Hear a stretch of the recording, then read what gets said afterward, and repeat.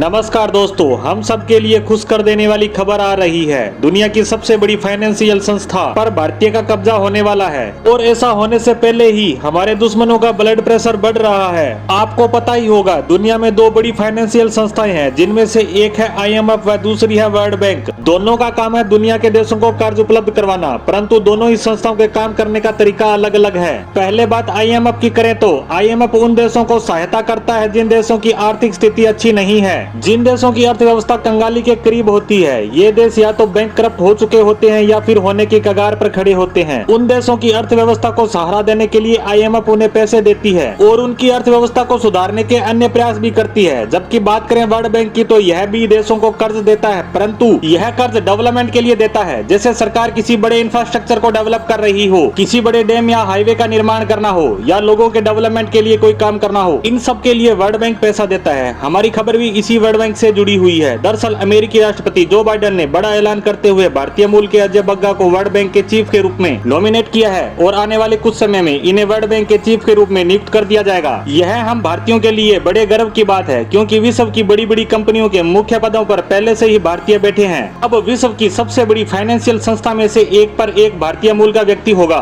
इस घोषणा के बाद से ही हमारे दुश्मन भारतीयों की तारीफ करने में लगे हैं कि कैसे विश्व की हर बड़ी जगह पर भारतीयों का कब्जा होता जा रहा है। वे अपनी काबिलियत के दम पर इन बड़े पदों को पा रहे हैं। अब हमारे कुछ दुश्मन इस बात की आलोचना कर रहे हैं कि अजय बग्गा को वर्ल्ड बैंक का चीफ नहीं बनाया जा सकता। इसके पीछे उनका तर्क है कि पिछले कुछ सालों में वर्ल्ड बैंक ने क्लाइमेट चेंज के खिलाफ लड़ाई लड़ रहे देशों को ज्यादा लोन दिया है। वर्ल्ड बैंक अपना पैसा इन्हीं देशों को दे रहा है और अजय बग्गा को क्लाइमेट चेंज के बारे में कोई जानकारी नहीं है, क्योंकि ये तो पहले मास्टर कार्ड के CEO रहे हैं और इन्होंने बैंकिंग सेक्टर में ही ज्यादातर काम किया है। इसलिए इस पद के लिए अजय बग्गा उपयुक्त व्यक्ति नहीं है। इसलिए किसी ऐसे व्यक्ति को वर्ल्ड बैंक का चीफ बनाना चाहिए जो इंडस्ट्री से जुड़ा हो और वह व्यक्ति क्लाइमेट चेंज के बारे में भी जानकारी रखता हो, ताकि इससे गहराई से निपटा जा सके। परंतु अमेरिकी राष्ट्रपति जो बाइडेन ने अजय बग्गा को नॉमिनेट कर दिया है और अब इस पर अमेरिकी सरकार के बड़े अधिकारी ने बयान जारी किया है कि वर्ल्ड बैंक विश्व की सबसे बड़ी फाइनेंशियल संस्था है। ऐसे में इसका प्रमुख भी फाइनेंस का व्यक्ति ही होना चाहिए और अजय बग्गा काफी समय से बैंकिंग सेक्टर में ही काम कर रहे हैं। इसलिए उनसे उपयुक्त व्यक्ति इस संस्था के लिए कोई और नहीं हो सकता और इसका विरोध करना कतई जायज नहीं ठहराया जा सकता। इस तरह यह तय माना जा रहा है कि भारतीय मूल के अमेरिकी नागरिक अजय बग्गा आने वाले दिनों में हमें वर्ल्ड बैंक के चीफ के रूप में नजर आएंगे और यह हमारे लिए बहुत बड़े गर्व की बात है।